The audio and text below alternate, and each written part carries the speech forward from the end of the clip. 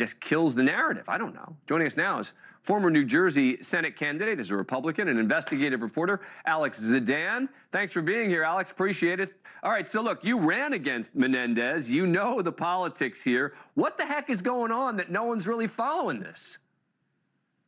I think you've got a point that it doesn't fit into convenient narratives, but here's the narrative as I see it from New Jersey. Bob Menendez is corrupt.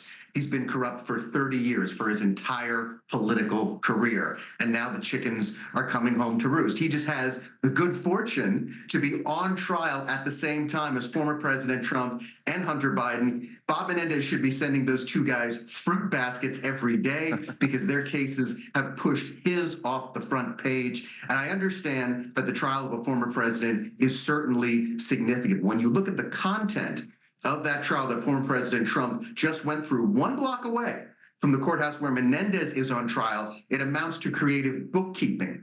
Menendez is accused of darn near treason, selling out his seat, selling his soul, selling out his constituents to unfriendly nations, nations that are not predisposed to like the United States, Egypt, and Qatar. If you're looking to a threat to democracy, which the media bangs on all about, that they want to protect us from democracy, a corrupt U.S. senator is a threat to democracy.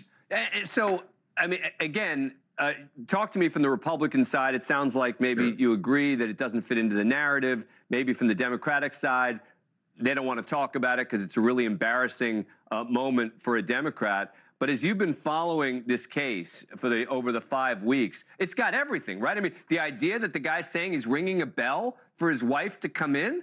I mean, this is crazy. The way you were describing it, it's almost ritualistic.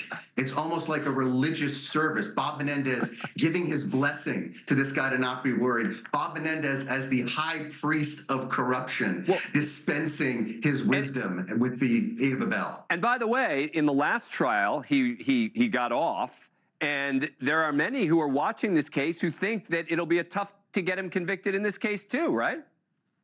Well, it certainly depends on how official acts are defined, because don't forget, the Supreme Court tightened the rules around bribery cases. So now the senator has to be found guilty of doing something official on behalf of his now person who's testifying against him or his wife. That's going to be tougher than it was just a few years ago. But the senator got a hung jury in 2017. He escaped by the skin of his teeth. And I think that's the narrative here, too, that we need to keep in mind, that Bob Menendez has crossed the Justice Department once. And once you do it once, they don't want you to be able to do it again. Thank you for watching.